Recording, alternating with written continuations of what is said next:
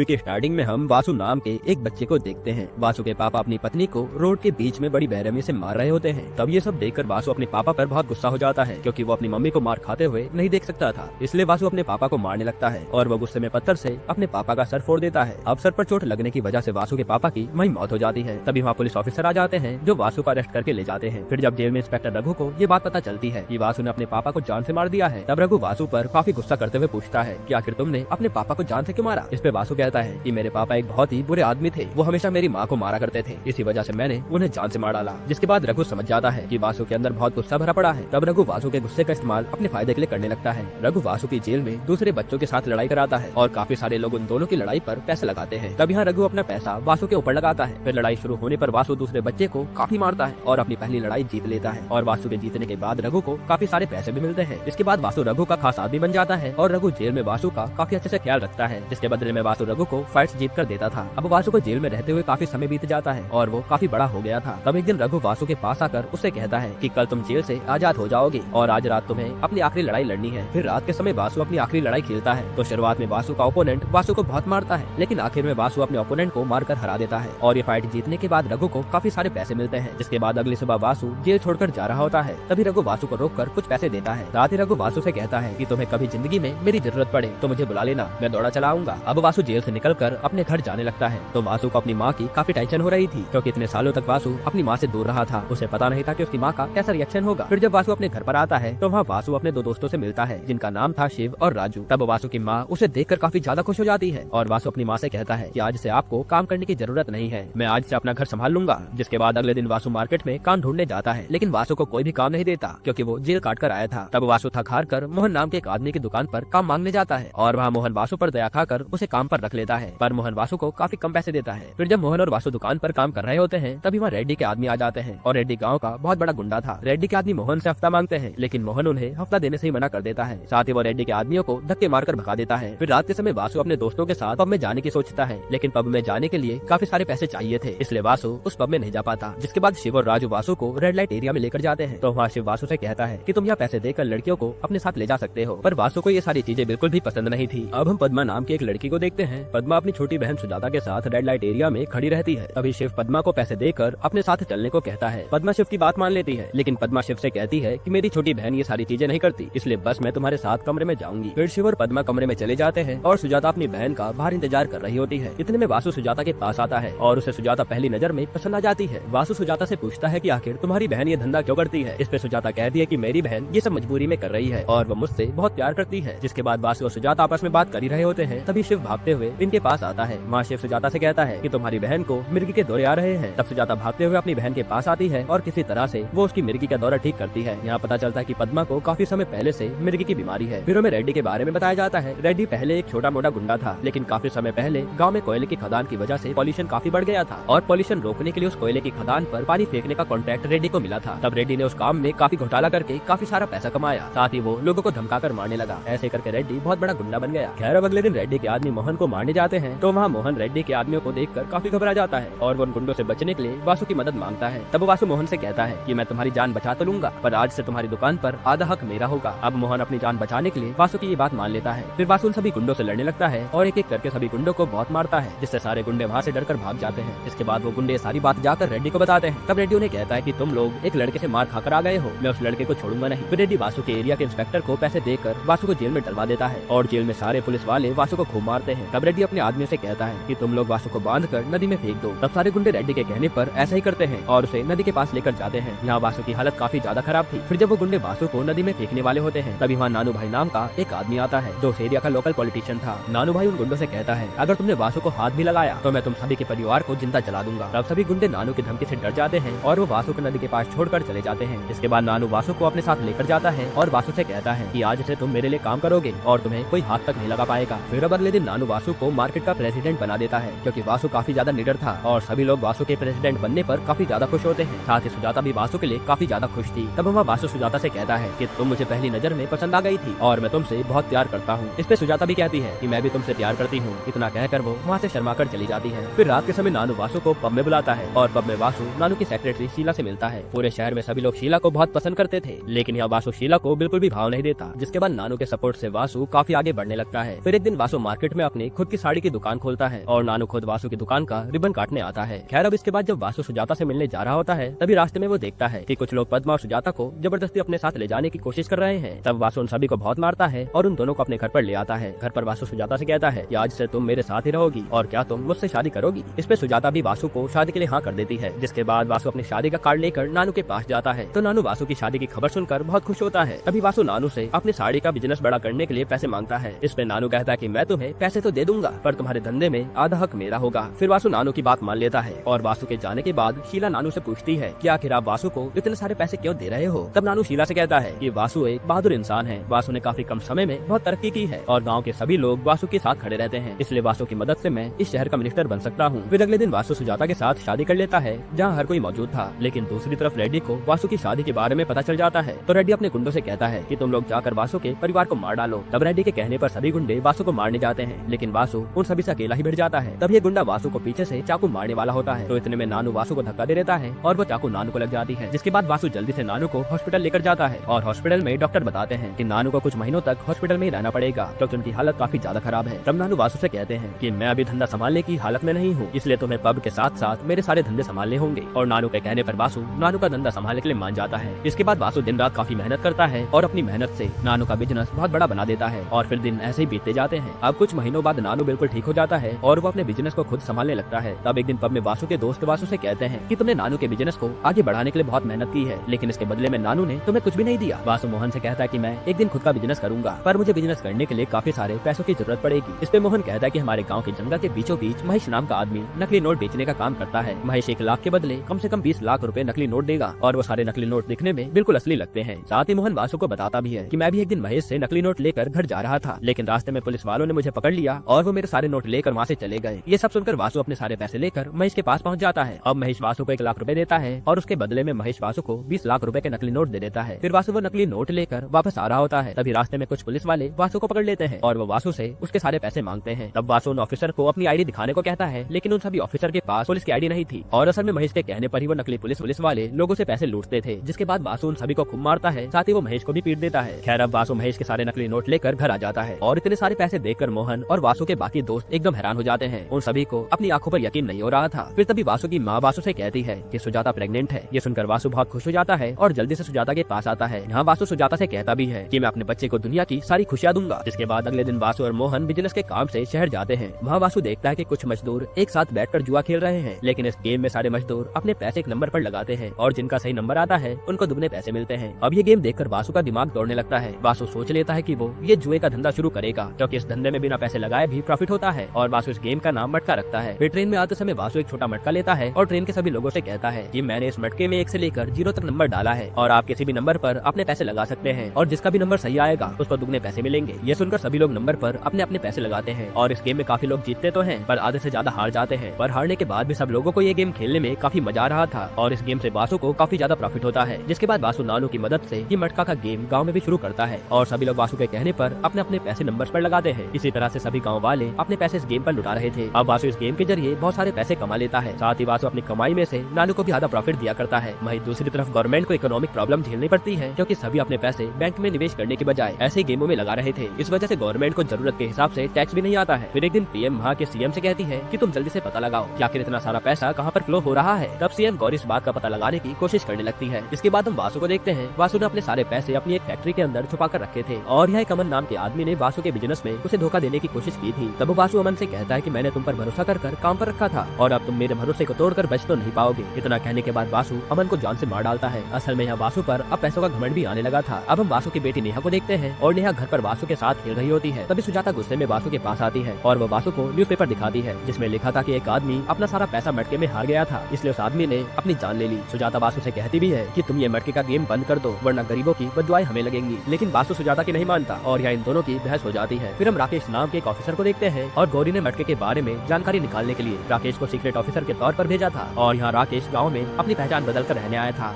जिसके बाद यहाँ शीला वासु से मिलने उसके घर पर आती है और शीला को वासु काफी ज्यादा पसंद था। शीला को ये बात भी पता लगी थी कि वासु और सुजाता के बीच में कुछ दिनों से झगड़ा चल रहा है। इस बात का फायदा उठाकर शीला वासु को अपने प्यार में फंसाने की कोशिश करती है लेकिन वासु शीला से ये कहकर मना कर देता है कि मैं अपनी पत्नी को धोखा नहीं दे सकता और तुम्हें तो असली प्यार के बारे में कुछ पता भी नहीं होगा, तुम एक बाजारू जो हो। ये सुनकर शीला को बहुत गुस्सा आता है और वो वहाँ से चली जाती है। फिर हम रेड्डी को देखते हैं। रेड्डी वासु और नानू पर हमला करने का प्लान बना रहा था। फिर रात के समय वासु नानू से मिलने पब में आता है और नानू से कहता है कि मैं ये मटके का गेम पूरे देश में करना चाहता हूँ और इसके लिए मुझे तुम्हारी मदद की जरूरत पड़ेगी। तब वासु और नानू इसी चीज पर आपस में बात कर रहे होते हैं, लेकिन तभी रेड्डी के आदमी इन पर हमला कर देते हैं। वहीं रेड्डी के गुंडे वासु के घर पर भी हमला कर देते हैं, जो कि वासु को पता नहीं था। हालांकि यहाँ वासु उन सभी गुंडों से लड़ने लगता है। दूसरी तरफ वासु के घर पर गुंडे वासु की माँ और सुजाता को जान से मार डालते हैं। वहीं यहाँ वासु सभी गुंडों को गोली मार कर खत्म कर देता है। लेकिन जब वासु को ये बात पता चलती है कि रेड्डी के गुंडों ने उसकी माँ और सुजाता को मार दिया है, तब वो जल्दी से घर जाता है और घर का ये हाल देखकर वो अंदर से टूट जाता है। अब सुजाता और अपनी माँ के जाने के बाद वासु बिल्कुल ही अकेला पड़ गया था। उसे उन दोनों की काफी याद सताने लगती है और फिर ऐसे दिन बीतते जाते हैं, यहाँ तक कि वासु ने अपना सारा काम धंधा भी छोड़ दिया था। फिर एक दिन जब वासु अपनी बेटी के साथ घर पर होता है, तब वहाँ पर नानू वासु के पास आता है। नानू वासु से कहता है कि मुझे तुम्हारे परिवार के लिए दुख तो है, लेकिन अब तुम्हें आगे के बारे में सोचना चाहिए। तुमने इतनी मेहनत से ये बिजनेस चालू किया है, इसलिए तुम्हें वापस आकर बिजनेस संभालना चाहिए। अपनी बेटी के बारे में तो सोचो। तब वासु अपनी बेटी का सोचकर अपने बिजनेस संभालने वापस आ जाता है, लेकिन वासु को अभी भी अपने परिवार के कातिल से बदला लेना था। जिसके बाद शीला वासु को अपने घर पर बुलाती है। फिर वो वासु से कहती है कि मैं सुजाता के लिए बहुत दुखी हूँ, लेकिन अब तुम्हें एक साथी की जरूरत है। ये कहकर शीला वासु को सेड्यूस करने लगती है, लेकिन इतने में शीला को रेड्डी का कॉल आ जाता है और वो कॉल वासु उठाता है। तब कॉल पर रेड्डी कहता है कि शीला तुम्हारा शुक्रिया, अगर तुम नहीं होती तो मैं वासु के परिवार को मार नहीं पाता। असल में शीला ने रेड्डी को वासु के परिवार के बारे में बताया था। अब ये सब जानकर वासु शीला पर बहुत गुस्सा हो जाता है और उसे जान से मार डालता है। इसके बाद हम राकेश को देखते हैं। राकेश गौरी को जाकर वासु के बारे में सारी डिटेल्स देता है और गौरी को पता चलता है कि वासु ही मटका किंग है। तो अब गौरी के कहने पर राकेश वासु की फैक्ट्री में रेड करता है, तो वहाँ राकेश को फैक्ट्री में काफी सारे पैसे मिलते हैं। फिर राकेश और गौरी फैक्ट्री के वॉचमैन से वासु के बारे में सारी सच्चाई पूछते हैं। इस पर वॉचमैन उन्हें बताता है कि वासु मटका गेम को चला रहा है। वासु के कहने पर सभी लोग नंबर्स पर पैसा लगाते हैं और इस चीज में नानू भी वासु की मदद करता है। जिसके बाद गौरी नानू को अपने कैबिन में बुलाती है और वहाँ गौरी नानू से कहती है कि मैं जानती हूँ कि तुम और वासु मिलकर मटका गेम चला रहे हो और मैं तुम्हें चाहूँ तो अरेस्ट भी करवा सकती हूँ। इस पे नानू कहता है कि देखो मैडम, मैं सिर्फ वासु का पार्टनर हूँ, मेरा वासु से कोई लेना देना नहीं है और अगर आप मुझे छोड़ दोगी तो मैं अपना पब आपके नाम कर दूंगा। अभी सुनकर गौरी के मन में लालच जाग जाता है और गौरी नानू की बात मान लेती है। वो नानू से कहती भी है कि मुझे किसी भी हालत में वासु चाहिए। इस पे नानू कहता है कि वासु को पकड़ना इतना आसान नहीं है और मैं वासु को पकड़कर आपके पास ले आऊंगा। फिर पुलिस हर जगह वासु को ढूंढने लगती है, लेकिन वासु किसी के हाथ नहीं आता और असल में वासु अपने दोस्त के घर पर अपनी बेटी के साथ छुपा था। तभी वासु की बेटी वासु से कहती है कि पापा मम्मी ने आपको बुरे काम करने से मना किया था, लेकिन आपने फिर भी उनकी बात नहीं मानी, इसलिए मम्मी हमें छोड़कर चली गई। ये सुनकर वासु मन ही मन रोने लगता है। वासु अपनी बेटी से कहता है कि कोई भी इंसान बुरा नहीं होता और वह इंसान को बुरा बना देता है। बचपन में वासु को बाप का प्यार नहीं मिला। वासु ने अपनी जिंदगी जेल में गुजार दी थी और जेल से बाहर आने के बाद भी कोई वासु की मदद नहीं करता था, इसलिए ना चाहते हुए भी उसे गलत काम का सहारा लेना पड़ा। आगे वासु कहता है कि दुनिया बस दो ही लोगों से डरती है, जिसके पास या तो पैसा हो या फिर पावर। अब दूसरी तरफ नानू वासु को मारने का प्लान बनाता है, क्योंकि नानू को डर था कि अगर वासु पुलिस के हाथ लग गया तो वासु पुलिस को नानू के सारे काले धंधों के बारे में बता देगा। फिर नानू वासु को मारने के लिए रेड्डी का सहारा लेता है। वो रेड्डी से कहता है कि वासु हम दोनों का दुश्मन है, इसलिए हम दोनों एक होकर उसे मार सकते हैं, जिसमें रेड्डी भी मान जाता है। इसके बाद रेड्डी के गुंडे वासु की बेटी और पद्मा को किडनैप कर लेते हैं, लेकिन वासु उन दोनों को जाकर बचा लेता है। दूसरी तरफ नानू को लगता है कि गुंडों ने वासु को मार दिया होगा, इसलिए नानू रेड्डी को कॉल करके कहता है कि वासु तो अब तक मर गया होगा। लेकिन तभी वहाँ वासु आ जाता है और वासु को शक था कि जरूर नानू और रेड्डी अब मिल चुके हैं। तब वासु नानू से कहता है कि तुम मुझे कभी मार नहीं पाओगे। इतना कहकर वो गुस्से में नानू को जान से मार देता है। फिर नानू के मरने के बाद वासु सीधा रेड्डी के पास जाता है, जहाँ पहले से रेड्डी के आदमी वासु को मारने के लिए तैयार थे। साथ ही रेड्डी ने राकेश को भी बंदी बना रखा था, लेकिन वासु एक एक करके रेड्डी के सभी गुंडों को मारने लगता है। तभी रेड्डी के गुंडे वासु पर गन तान देते हैं और वो वासु को जान से मारने वाले थे, लेकिन इतने में वहाँ इंस्पेक्टर रघु वासु की मदद करने के लिए आ जाते हैं और वो सभी गुंडों को मार डालते हैं। जिसके बाद वासु गुस्से में रेड्डी को तड़पा तड़पा कर जान से मारता है और अपनी बीवी और माँ का बदला ले लेता है। फिर जब वासु वहाँ से जाने लगता है तो राकेश उससे कहता है कि तुम खुद को पुलिस के हवाले कर दो। इस पे वासु कहता है कि जब तक मैं अपना सपना पूरा नहीं कर लेता तब तक मुझे कोई पकड़ नहीं पाएगा, और वासु का सपना था एक बहुत बड़ा बिजनेसमैन बनने का। फिर वासु राकेश से कहता है कि मैं कोई गलत काम नहीं कर रहा हूँ। देश के पॉलिटिशियन बेचारी जनता को लूटते हैं, पर तुम पॉलिटिशियन को नहीं पकड़ोगे, इसलिए मैं भी अपना काम नहीं रोकूंगा। इतना कहकर वासु वहाँ से चला जाता है। जिसके बाद अगले दिन वासु अपनी बेटी और पद्मा के साथ दुबई जा रहा होता है और दुबई जाने से पहले वो मोहन, शिव और राजू से कहता है कि तुम भारत में मटके का बिजनेस संभालो और मैं बाहर विदेश जाकर इस मटके का बिजनेस आगे बढ़ाता हूँ। तब वासु अपने परिवार के साथ इंडिया छोड़कर दुबई चला जाता है। यहीं पर ये मूवी खत्म होती है।